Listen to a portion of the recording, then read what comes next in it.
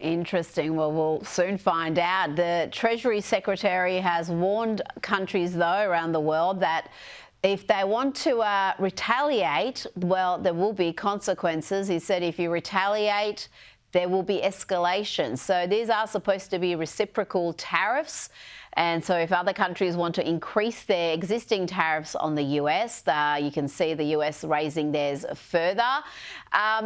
Let's move on to the another case of promises made, promises kept. You'd remember this exchange between the president and the Governor of Maine. Is Maine here, the Governor of Maine?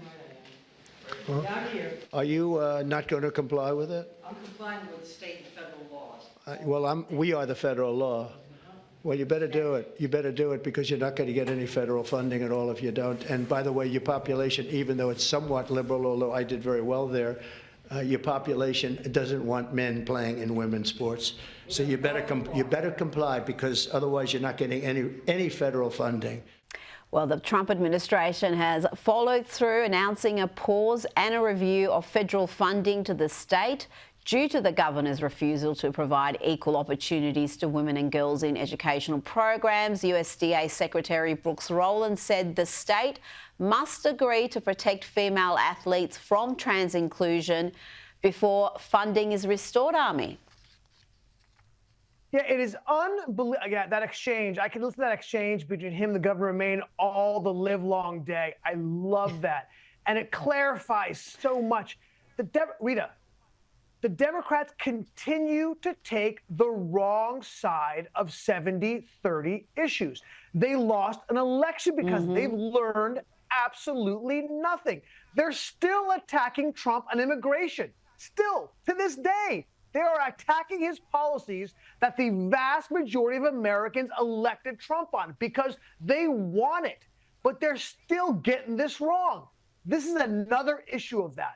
Americans do not want male athletes, biological males, competing against women in sports. It's unfair. It's actually physically dangerous, as we've seen, yet they continue to back these insane policies.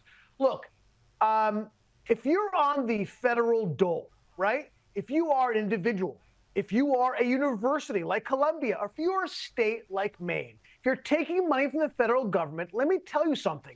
You are opening yourselves up to having an issue, right? Look, if you don't want to take money from the federal government, do what you want. But if you are, you better comply and toe the line, the executive branch who's pushing a certain policy, particularly one that most Americans care about.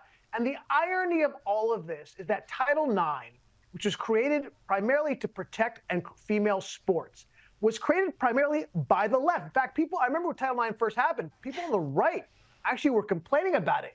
Yet these are the people, the left, who are trying to hollow out the meaning of what female is in general. And they're doing the opposite of protecting female sports. They're trying to destroy it altogether. It is crazy, and they can continue to lose elections if they continue to go this direction.